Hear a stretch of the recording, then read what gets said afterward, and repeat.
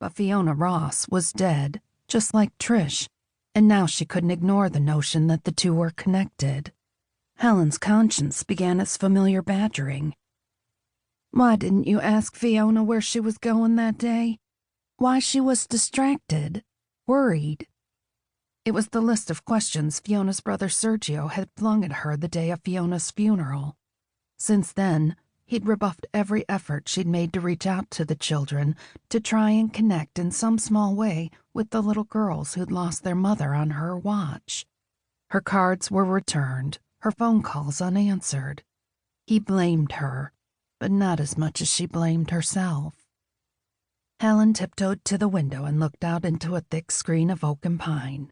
The branches dripped with moisture from the brewing January storm that swept in from the ocean across the acres of ranch property. She could make out nothing sinister in the damp night, no monsters or boogeymen. Maybe it was her imagination stoking her paranoia. Certainly that seemed to be the opinion of Mark Faraday, the police chief standing in for Danny Patrone, who had taken a leave of absence.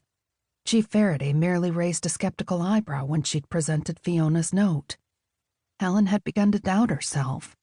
Could it be mere coincidence that Fiona had scrawled that message just before she was killed? Snap! Now the sound came from the rear. She gulped in a breath.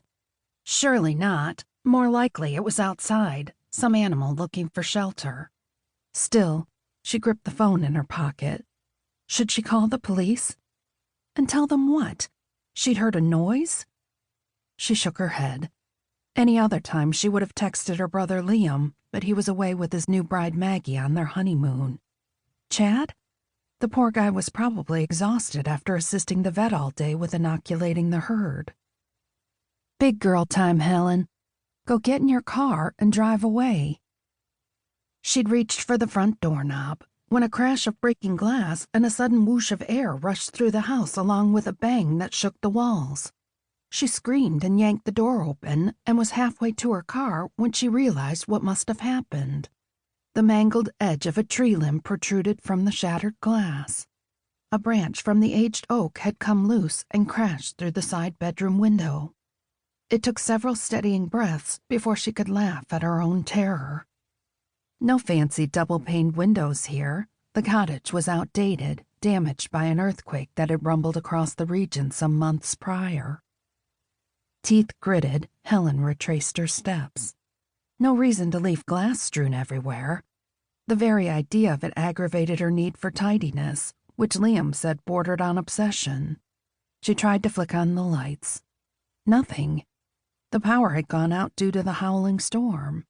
Instead, she activated her phone light and grabbed the broom and dustpan from the hall closet, bumping it closed with her hip. Cold winter air barreled through the fractured window, chilling her fingers, snaking up her spine. She cleaned up as best she could, dumping the broken glass in a trash bin under the kitchen sink. Holding the dustpan and broom, she went to the closet to return the items. Fright gripped her stomach. The closet door was a few inches ajar, the door she'd closed tight not a few moments before. Her skin pimpled with goosebumps. The wind. It had to be. But the wind would blow against the door and close it, not open it from the inside. She tried to reason with her trembling nerves. It just came open, that's all. Old structure, unsettled foundation. She blew out a breath. Did she used to be a nervous Nellie, scared of her own shadow? With conviction, she reached out to pull it all the way open when it shot wide, the door cracking into her forehead, sending her to the floor. Sergio chafed against the seatbelt. He longed for his motorcycle, to feel the unfettered freedom of a V-twin engine and an endless stretch of open road. But motorcycles were wildly impractical for transporting a pair of almost 3-year-old girls. He still felt the stab of pain at selling his beloved bike. The used SUV that now took him down the country road was sensible, safe, completely boring. It was a humdrum ride, complete with 2 empty car seats at the moment, strapped snugly into the back since the girls were safely at the hotel with their nanny. At least his ride didn't have a stick-figure family decal on the rear window. There really was no sticker that could adequately